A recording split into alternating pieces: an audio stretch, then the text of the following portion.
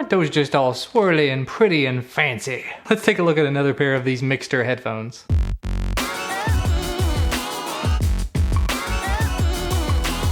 These are the Bluetooth headphones that I requested when Mixcder reached out to me and asked if I wanted to check out any of their headphones. The gaming headphones I looked at previously are the ones they sent me first, but these arrived shortly thereafter, so I thought we'd take a look at these too. Looking in the box, these have aptX or aptX CSR, Bluetooth 4 with aptX, ultra long standby time, and up to 20 hours of playback and talk time. And it says it has protein leather on the earmuffs, the ear cuffs. So it's not exactly real leather, but it should be sort of leather feeling, which is nice. There's all of the things. Got your golden card with all your how to get free stuff and how to use your warranty. Got a big old bag to carry the headphones in that, strangely enough, is Osdom branded. Can't say I'm surprised. Confusing, but not necessarily a bad thing. I've had some excellent Osdom headphones. You get a 3.5mm headphone cable, I'd say about 4 feet long, micro USB charging cable, user manual, and again, if I forgot to mention it, these are the model Ghost. And finally, the headphones themselves. They do have that sort of protein leather on them, both on the inside and on the out. Not sure what use it is to have it on the outside other than just to continue the pattern, but it is definitely a nice feeling in the hand. You get the same thing across the top. It's a very nice pattern. I'm actually a fan of it. But looking around the rest of the headphones, you've got some buttons on the bottom. You have power, volume up and down, play, pause, track forward and back. Here's your charging port. You just stick your fingernail under there, pop it out if you can. Aha, there you go.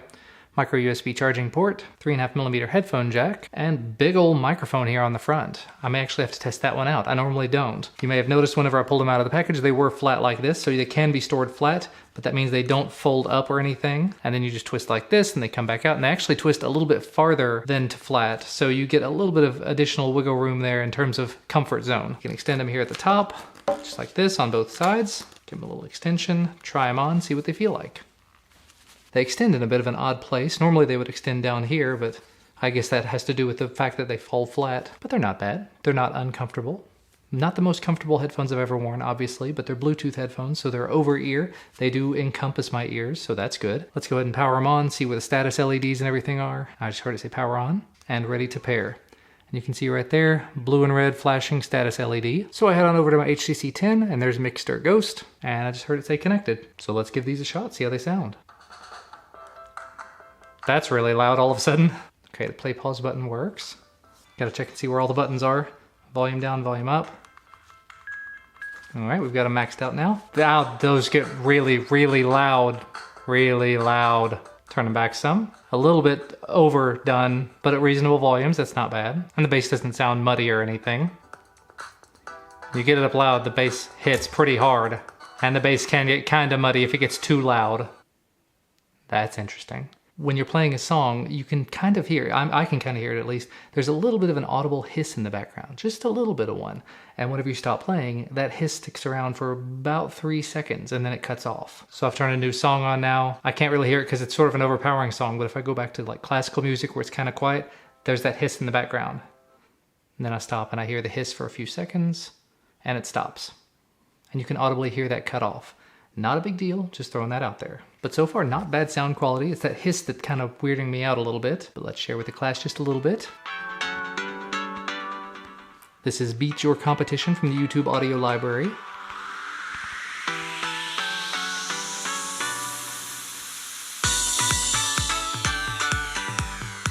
And this is Beat Your Competition by Otis McDonald. Believer by Silent Partner. C Major Prelude by Bach. Cataclysmic Molten Core by the Jingle Punks.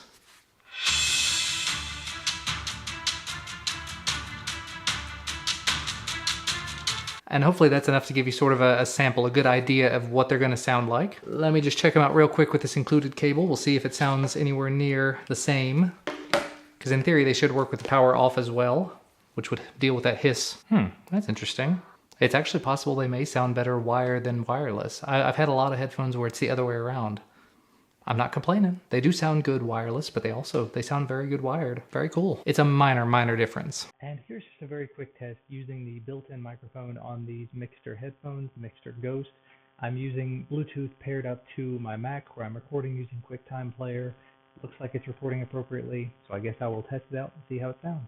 And unfortunately, as expected, the audio from the built-in microphone on these was kind of terrible. I don't think I've come across many pairs of Bluetooth headphones that have good built-in mics, so I'm not terribly surprised there. Taking a look over on Amazon, these are available for about $50, and you can actually get a hard side case for them if you want for $4 extra, which would go to replace this Osdom branded baggie that they come with. Personally, I don't tend to use cases with my headphones when I travel with them. I just put them in my backpack, but if you want them, they are available. As compared to some of the other ones that I've tested, I'm gonna say these are not the best headphones I've ever tried. They're not bad. They do have excellent sound quality, and if you're pairing them up with a device that does have aptX Bluetooth 4.0 or 4.1, they are going to sound excellent, and for $50 they're definitely not that bad of a deal. Do make sure to check out some of my other videos for other types of Bluetooth headphones that I've reviewed in the past though, but all in all, very comfortable, very good sounding, and if the battery life lives up to what they're saying, they're not bad at all. So as always, thank you guys so much for watching. You can find a link to where you can find these down in the description. Leave a thumbs up if you like the video, subscribe to receive more, and we'll see you again next time.